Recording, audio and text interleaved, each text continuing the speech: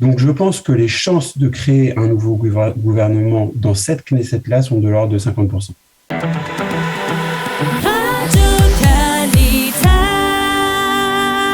Nous avons le plaisir d'être en ligne avec Raphaël Hamzalag. Raphaël, bonjour, Boker Tov.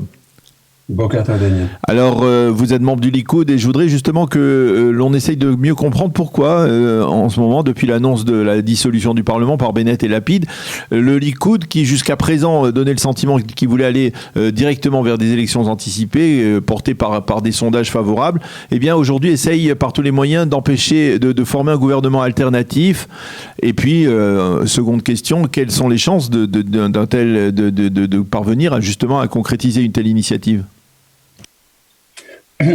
Alors, Benjamin Netanyahou, suite aux résultats des dernières élections, avait essayé de former un gouvernement.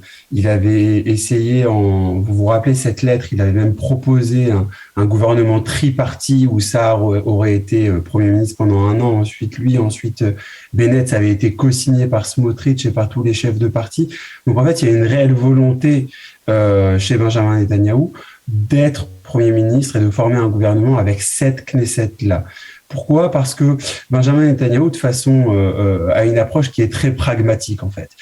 Vous savez comment vous rentrez dans une dynamique d'élection, vous ne savez pas comment vous en sortez, et Benjamin Netanyahou a toujours une peur noire des gouvernements extrêmement restreints. C'est pour ça que de façon assez systématique, il a appelé des partis de centre, des partis de gauche à rejoindre ces gouvernements. Alors aujourd'hui, au Likoud, ce qui a changé, c'est, j'allais dire, la composition des députés Likoud. Il y a beaucoup plus de députés Likoud, jeunes, comme le docteur Karaï, comme Gadi Stalat-Berian, qui vont ne pas préférer, j'allais dire, un gouvernement large, mais vont pouvoir préférer un gouvernement qui est plus idéologique, qui pourrait faire avancer les choses. Mais c'est pas la possibilité, j'allais dire, la position de Benjamin Netanyahou. Alors, où c'est intéressant, c'est qu'on a un précédent avec Shaul Mofaz.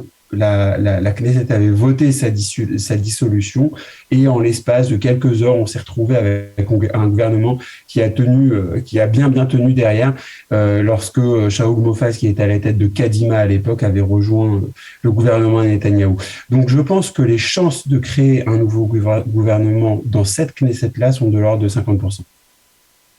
50% en dépit du fait que hier, Benny Gantz a dit clairement qu'il n'avait pas l'intention de venir en aide à Binyamin Netanyahou, de rejoindre un tel gouvernement, et Gideon Sa'ar encore plus. Gideon Sa'ar reste farouchement opposé à une telle démarche. Où pourrait-il trouver donc Binyamin Netanyahou les 9 députés qui lui manquent pour avoir une majorité ? Alors, effectivement, j'ai toujours pensé, dans un premier temps que Gantz aurait pu être une solution, mais là, il est évident qu'aujourd'hui, la solution dont je parle, d'ailleurs, je ne sais pas si vous avez suivi, mais hier, Derry a dit qu'il y avait un 61e député qui aurait voté pour la dissolution de la Knesset, qui n'est pas Nir Orbar. Donc, je crois que la solution, elle est chez Sa'ar. Pourquoi ? Parce que ça fait 3 mois de façon à peu près systématique que Sa'ar ne passe pas le seuil d'éligibilité dans les différents sondages. Et je pense, on a vu hier que Yemina est aussi au bord du seuil d'éligibilité. Et vous savez, l'homme politique, la bête politique, elle a un instinct de survie qui est quand même extrêmement développé, parce que ce n'est pas l'environnement le plus calme et le plus serein qu'on puisse connaître. Qu'est-ce que j'entends par là ? J'entends par là que derrière Gideon Sa'ar, vous avez Benjamin Benny Begin, qui n'est plus tout jeune, mais vous avez aussi des jeunes députés, je pense notamment à Saren Haskel, qui a une campagne, qui j'allais dire, une carrière politique qui s'ouvre encore devant elle. Vous avez de l'autre côté Abir Kara, qui est passé dans le monde politique, et Ayelet Shakel. Oui, mais Raphaël, on connaît la farouche animosité de Sa'ar. On connaît la farouche animosité entre Sa'ar et Netanyahou, et les sondages, puisqu'on peut s'y référer, parlent par exemple d'une possible alliance entre Gideon Sa'ar et Naftali Bennett, qui pourrait donner par exemple 13 députés dans une prochaine Knesset. Donc il y a une porte de sortie pour Gideon Sa'ar aussi. Est-ce que finalement c'est pas trop tard pour tenter de former ce gouvernement alternatif sous la direction de Netanyahou ? Paradoxalement, non. D'abord, je vous rappelle, Daniel, qu'avant les dernières élections, les premiers sondages donnaient à Gideon Sa'ar tout seul 13 ou 14 députés. On voit comment ça s'est terminé. Donc, je pense que démarrer avec Naftali Bennett, qui lui, par contre, est député à 16-17, de leur donner à 2-13, c'est vraiment pas très rassurant.